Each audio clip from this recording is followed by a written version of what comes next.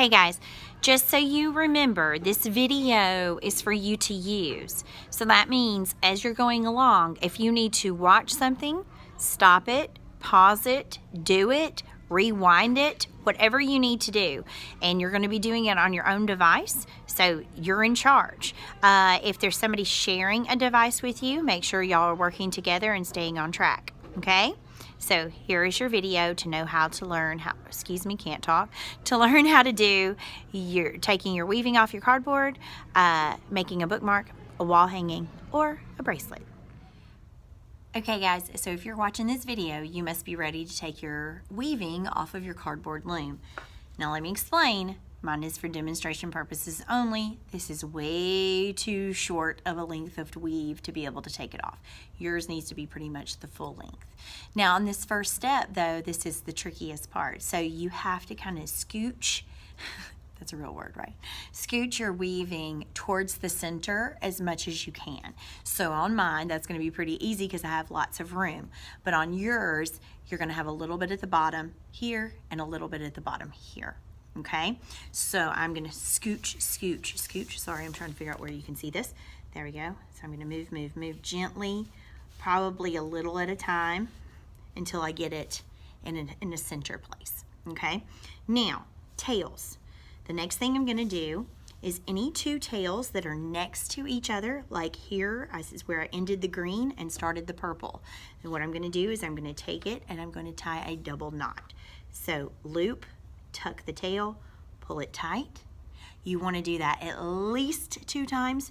If you have plenty of room, you might want to do it 3 because we do not want these to come undone, because if they do, then your whole weaving is going to fall apart and we don't want that to happen. So there, I've tied those 2 tails together. Now the first string that you start with, you don't have a tail to match to it, so I'm going to leave it alone for just a second, because one of these main strings that we did at the beginning, they're going to become a friend and tie to this one. But you want to make sure everything is tied. So here I have the ending of the purple and the beginning of the 3 strings. So I'm going to tie once, tie twice, and remember, if we have room, go ahead and do it a 3rd time. And kind of, you know, pull on it after you do it and make sure it's not going to come undone. Okay? Okay. And then again, this is the one I ended with on my pretend weaving, so I have no friend to tie that to. So it's just going to hang for right now, and my beginning string is going to hang for right now. Okay? Now we're going to start cutting these off of the loom. Now this is where it gets kind of scary. Don't freak out, but what you want to do is cut only the first one. So I'm going to take my scissors. I'm going to hold this up so you can see. I'm going to slide it in under that first string. Go to the end. Go as far down as you can and give it a little snip. Okay? Now if you notice, now this string is loose. I need the other half of it to come out of the, I wonder if it'll come out of the cardboard. Well, sometimes you might have to cut the second string. Okay? So these 2 strings are now friends, and I have to tie them together. If I don't, that whole weaving is just going to slide down and it's going to come off of your loom. So I warned you guys, you need to learn how to tie that double knot because you're going to be doing it a lot. So again, make a loop, pull it through, pull it tight, and you want to do that 2 or even 3 times on each one. So I'm gonna go the next 2, the next 2, the next 2, the next 2. If you end up with an odd man out, go ahead and just tie him with a friend, the nearest friend. So for example, remember that green one that I started with? I'm gonna take him and I'm gonna tie him to one of the friends that I just tied together.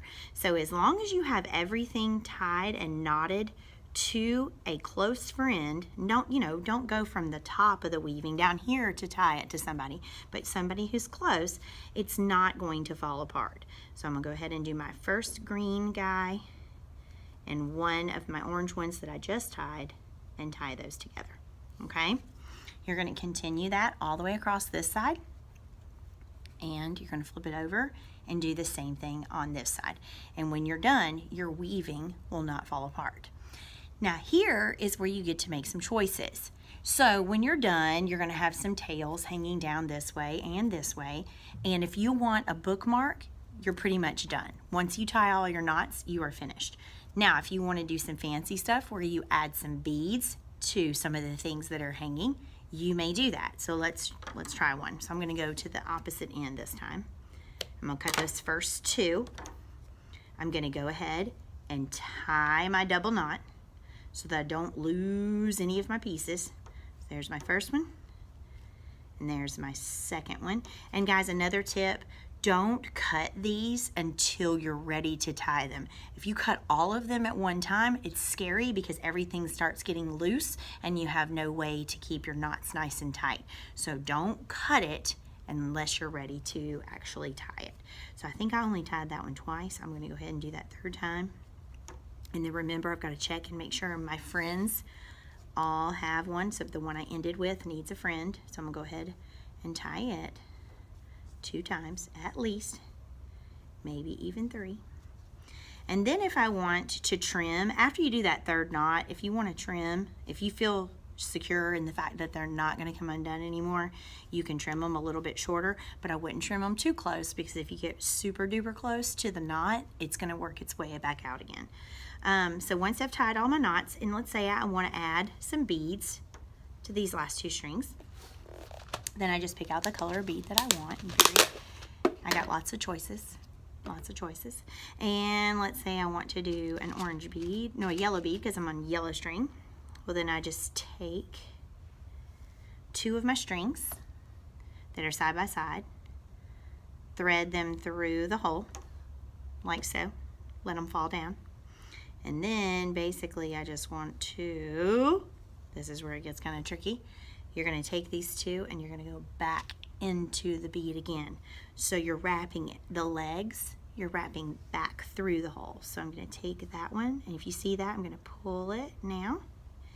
And then I'm going to take this leg and I'm going to go back through the center of the bead again.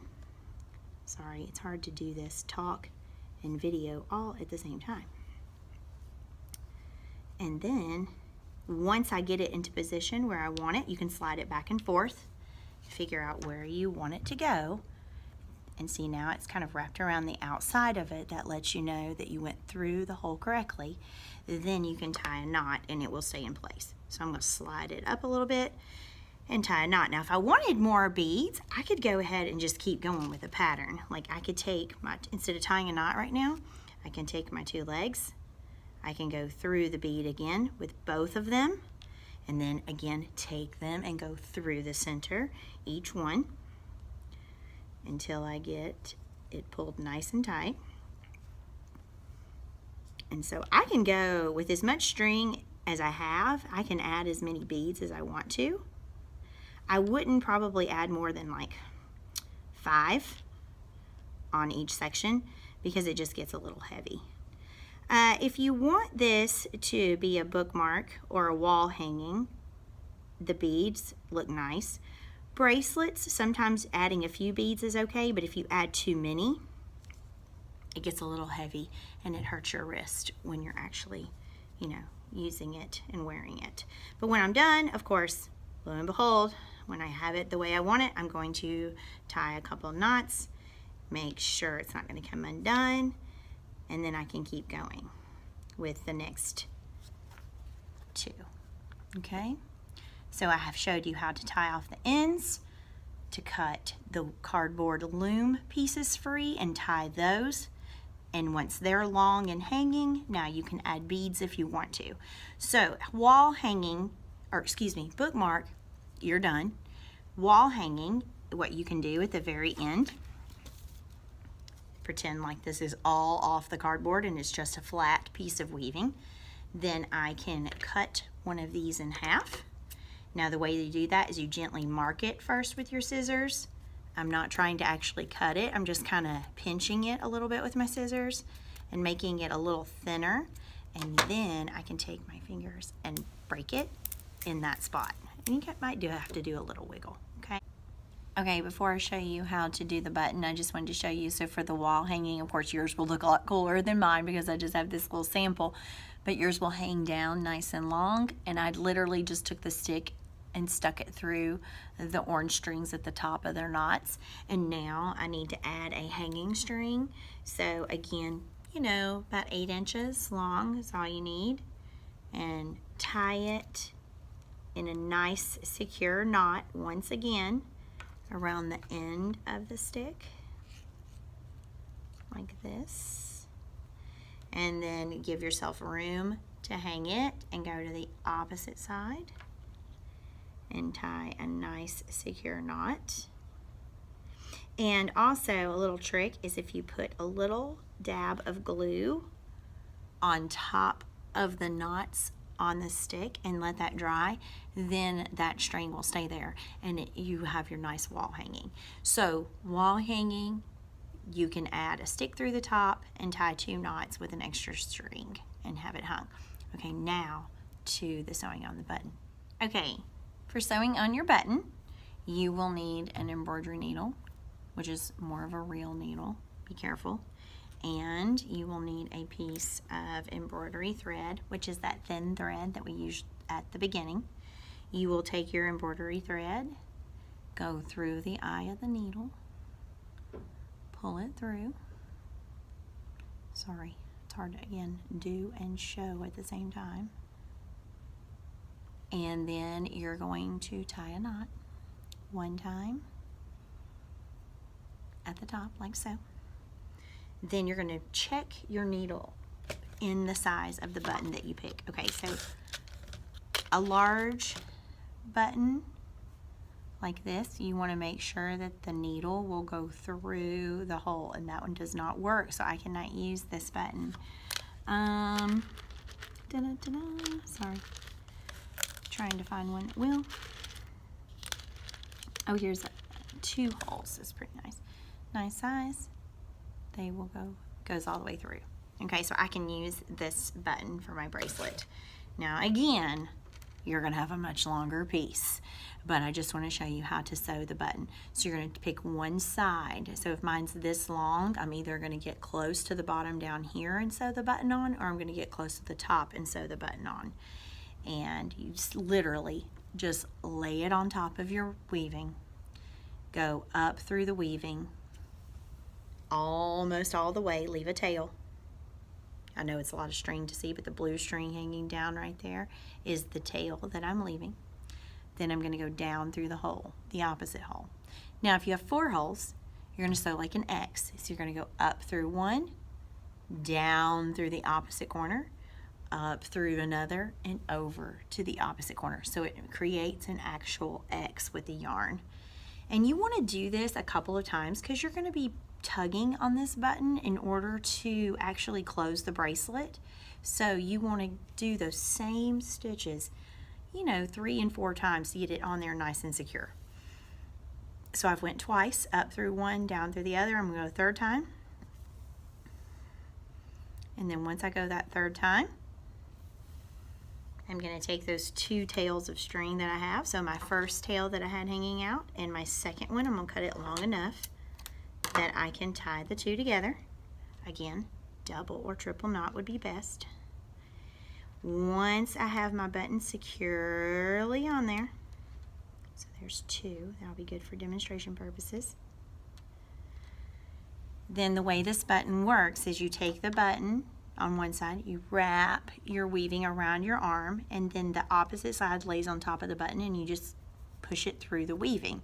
So for example, I'll take my red and I will just push it through to the other side, and that's what holds my bracelet in place. Okay, again, I know mine is a little tiny example, but you got all the demonstrations that you need to finish yours up. Tying your tails together, cutting your cardboard loom pieces off and tying those together, adding beads if needed and adding knots there, and then making a wall hanging option, or also making a bracelet. Hope you guys enjoy it. Thanks.